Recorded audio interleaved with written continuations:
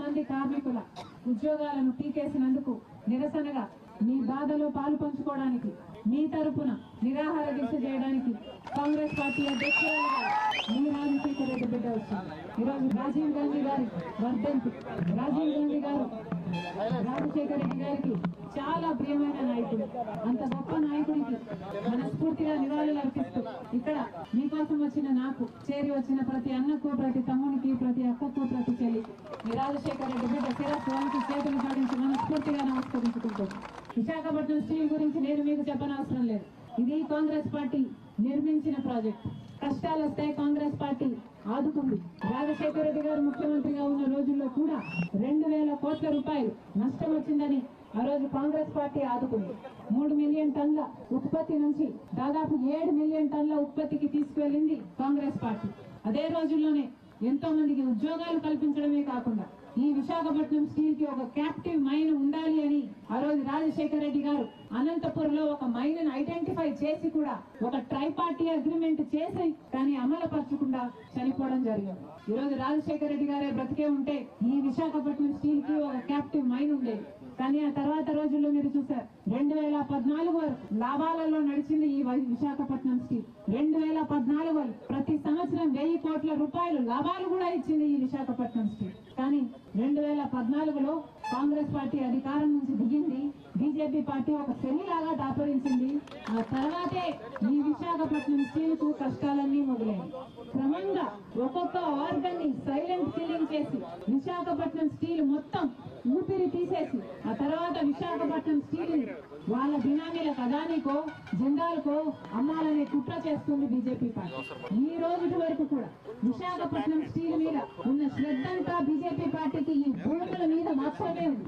ఒక కుక్కను చంపాలి అంటే అది ముందు ఒక పిచ్చి కుక్క అని ఒక ప్రచారం చేస్తే చాలు, అదంతటదే జనాలే దాన్ని చంపేస్తారు అన్నట్టుగా అదే ఫార్ములాని, సైలెంట్ కిల్లింగ్ ఫార్ములాని అమలుపరిచింది బీజేపీ. మెల్లగా క్రమంగా రా మెటీరియల్ కాస్ట్ ను పెంచుకుంటూ పోయింది. బొగ్గును కూడా అందుబాటులో లేకుండా చేసింది.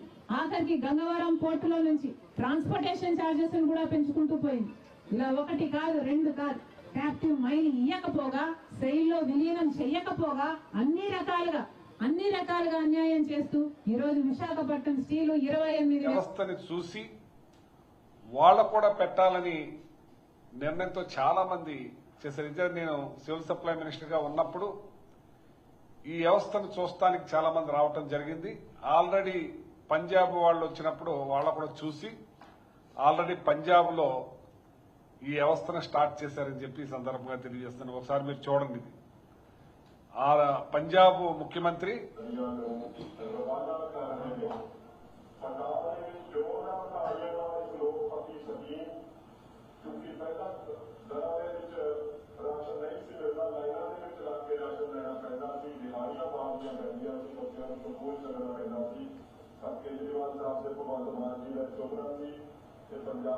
देश विभाजित हो जाता है और ओला के जो बचेंगे ओला ओला की जानकार ओला के डराते और बलूका में मुक्त राशन हो जाना चाहिए।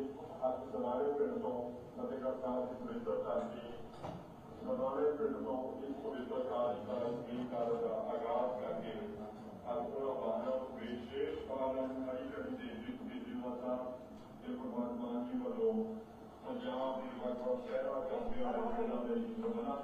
చూశారు కదా. ఈ పంజాబ్ లో కూడా ఆల్రెడీ మన దగ్గర ఎండియూ బళ్ళు ఎలా ఉన్నాయో ఆ వ్యవస్థ అంతా చూసి అక్కడ స్టార్ట్ చేయడం జరిగింది.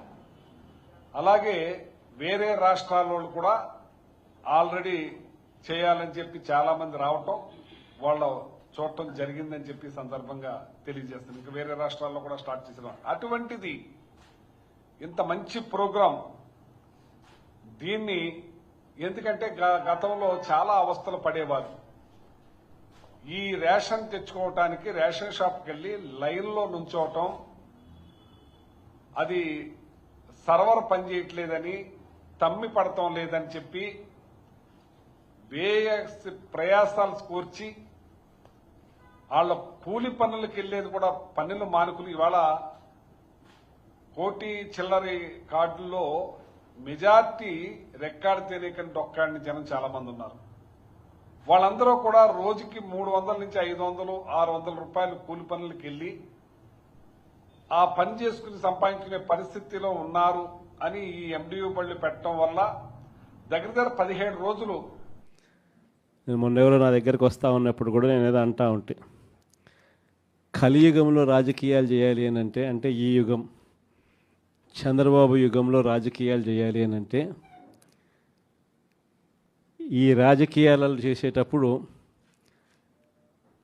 కేసులు వేస్తారు అనే భయం లేనప్పుడే రాజకీయాలు చేయగలుగుతాం. జైళ్ళకు పంపినా కానీ పర్వాలేదు చంద్రబాబు నిన్ను ఎదుర్కొంటామనే ధైర్యం ఉంటేనే రాజకీయాలు చేయగలుగుతాం.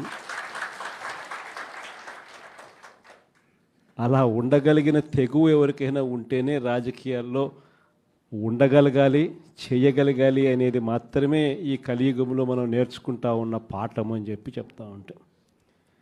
ఈరోజు నిజంగానే రాజకీయాలు అలానే తయారయ్యాయి. చంద్రబాబు నాయుడు ఈరోజు చేస్తూ ఉన్న రాజకీయంలో కనీసం 1% కూడా మనం ఆ రోజుల్లో ఎప్పుడు చేయలే. ఆ రోజుల్లో మనం ఏ ఒక్కరికి కూడా ఇబ్బంది జరగకూడదు అనే ఆలోచనలు చేశాం.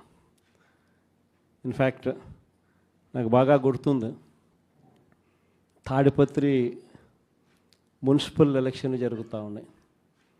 మనం రాష్ట్ర వ్యాప్తంగా మున్సిపాలిటీలన్నీ మనం స్వీప్ చేసినాం. రాష్ట్ర వ్యాప్తంగా జెడ్పీటీసీలు స్వీప్ చేసినాం, ఎంపీటీసీలు స్వీప్ చేసినాం, సర్పంచ్ స్థానాలు స్వీప్ చేసినాం. మున్సిపల్ ఎలక్షన్లలో కూడా మనం ఓడిపోయింది బహుశా రాష్ట్ర వ్యాప్తంగా ఒక 2 మున్సిపాలిటీలు మనం ఓడిపోయినాం. అందులో తాడిపత్రి ఒకటి. వాళ్ళకు 18, మనకు 16. కేవలం వాళ్ళకు తేడా 2. మన ఎమ్మెల్యే వండుకొని అన్న 2 అయినా తేడా ఎత్తేద్దామన్నాడు.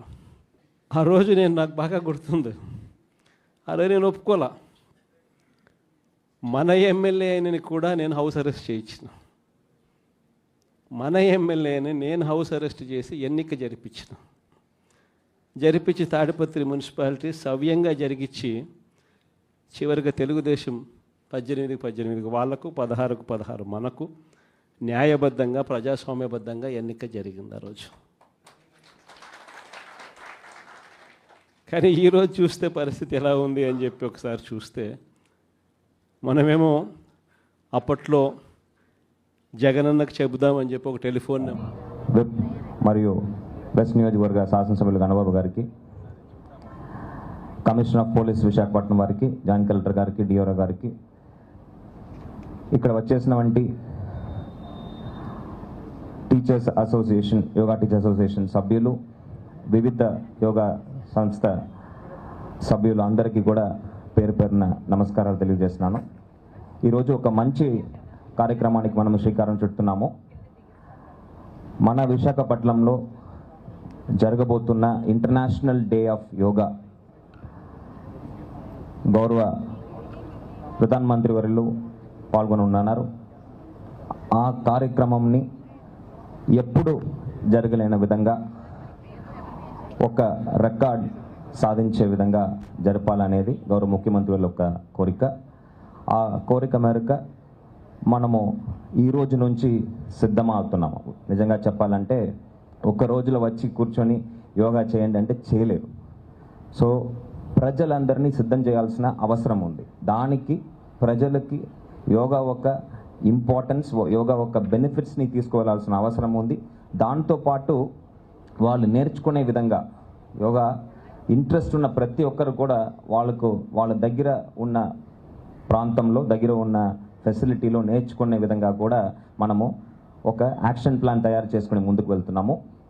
దాంట్లో భాగంగా ఈరోజు ఈ కర్టెన్ రేసర్ ద్వారా అవగాహన కార్యక్రమం, దీంతో పాటు కంటిన్యూస్గా మనము యాక్టివిటీస్ చేపట్టడం జరుగుతుంది. దాంట్లో ఫస్ట్ థింగ్ ఏంటంటే ట్రైనర్ ఆఫ్ ట్రైనర్స్, TOT అంటారు, వాళ్ళని గుర్తించడం. వాళ్ళకి నేషనల్ ఇన్స్టిట్యూట్ ఆఫ్ యోగా ద్వారా మనము సర్టిఫైడ్ కోర్సెస్, 1 వీక్ కోర్సెస్ నేర్పించి వాళ్ళ ద్వారా నెక్స్ట్ లెవెల్ ట్రైనీస్ కూడా వార్డు స్థాయిలో, అదేవిధంగా మండల్ స్థాయిలో, విలేజ్ సచివాలయం స్థాయిలో మనం ఐడెంటిఫై చేయడం జరుగుతుంది. ఆ ట్రైనీస్కి again 1 more round of training ఇవ్వడం జరుగుతుంది. వాళ్ళు ప్రజల మధ్యలో వెళ్ళి నెక్స్ట్ స్టెప్ 3 రోజు కార్యక్రమం, 3 days కంటిన్యూస్ సెషన్స్. వాళ్ళు ప్రజల మధ్యలో వెళ్ళి వార్డు పరిధిలోనే, అదేవిధంగా వార్డు సచివాలయం పరిధిలోనే, విలేజ్ గ్రామ పంచాయతీలో విలేజ్ సచివాలయం పరిధిలోనే ఉన్న జనరల్ పబ్లిక్, మామూలు ప్రజలకి, అక్కడ ఉన్న రైతులకు, సెల్ఫ్ హెల్ప్ గ్రూప్ మహిళలకు, చిన్నపిల్లలకు. అందరికీ నమస్కారం. ఇంకొక 10-15 నిమిషాలు ఇలా ఎండలో ఉన్నా పర్లేదు, మనకి డి విటమిన్ అవుతుంది, ఆరోగ్యానికి సంబంధించింది కాబట్టి. మానసిక ఒత్తిళ్ళకి మనం నిత్యం అన్ని రకాల ఉద్యోగస్తులు కావచ్చు, మాలాంటి రాజకీయ నాయకులు కావచ్చు, వ్యాపారస్తులు కావచ్చు, ప్రతి ఒక్కరికి కూడా అసలు మందు లేదు అని డాక్టర్లు కూడా మీ మనసును మీరు ఆధీనం చేసుకోవడానికి యోగాకు వెళ్ళండి అని చెప్పే రోజులు ఇప్పుడు ఉన్నాం. మన అదృష్టం విశాఖపట్నాన్ని ప్రపంచ పటంలో అన్ని రంగాల్లో విశాఖకు ప్రత్యేక స్థానం ఉండాలని కోరుకునే వ్యక్తుల్లో నేను ఒకడిని. అది క్రీడలు అవ్వచ్చు, లేకపోతే పారిశ్రామిక ప్రగతి కావచ్చు, లేకపోతే అది పర్యాటక పరంగా కావచ్చు. విశాఖకు ఒక ప్రత్యేక స్థానం ప్రపంచ పటంలో ఉండాలని కోరుకుంటూ ఉంటాం. ఈరోజు రేపు జూలై 21న యోగా ద్వారా అది సాధ్యపడుతున్నందుకు ప్రత్యేకంగా దానికి కారకులైన వారందరికీ, జిల్లా యంత్రాంగం కావచ్చు, మా కలెక్టర్ గారి నుంచి నరేంద్ర మోడీ గారు, మన ముఖ్యమంత్రి చంద్రబాబు నాయుడు గారు విశాఖని వేదికగా ఈ యోగా దినోత్సవం జరుపుకోవడం, యోగా ప్రత్యేకతలు కానీ యోగా ప్రాధాన్యత కానీ తెలిసిన వారు అందరూ ఇక్కడ ఉన్నారు, ప్రత్యేకంగా చెప్పదలుచుకోలేదు. కానీ ఉదయం లేచినప్పటి నుంచి సాయంత్రం వరకు అదే ఉత్సాహాన్ని మన దేశ ప్రధానిలో కానీ మన ముఖ్యమంత్రి చంద్రబాబు నాయుడు గారిలో మేము చూస్తుంటాం. దానికి ప్రధాన కారణం మాత్రం యోగా అని చెప్పుకోవచ్చు తప్పదు. ఆ యోగా చేసేవాళ్ళు కాబట్టి వాళ్ళు అట్లా ఉంటున్నారు. సో ఆ బాటలో నడవాలనేటువంటి ప్రయత్నం, ఎందుకంటే ఎవరైతే ఎగ్జాంపుల్గా రోల్ మోడల్గా ఉంటారో వారే చేస్తే అందరికీ కూడా ఎగ్జాంపులరీగా ఉంటుంది, అందరూ ఆచరించేటువంటి అవకాశం ఉంటుంది. కాబట్టి ఈ యోగా వల్ల ఒక ఆరోగ్యమైనటువంటి, ఒక ఉత్సాహమైనటువంటి ఆంధ్రప్రదేశ్, తద్వారా భారతదేశం, తద్వారా ప్రపంచం ఉండాలని చెప్పి ఆకాంక్షిస్తూ ధన్యవాదాలు. ఒక గిఫ్ట్ కానీ లేకపోతే ఒక ప్రత్యేకమైనటువంటి కార్యక్రమం, దీనికి నాంది పలికినటువంటి ఎప్పటి నుంచో మనకు వారసత్వంగా యోగా వస్తుంది. కానీ దీనికి ప్రత్యేకంగా గుర్తింపు తెచ్చిన వ్యక్తి ప్రపంచం మొత్తం నరేంద్ర మోడీ గారు. Yoga is a science, yoga is a legacy for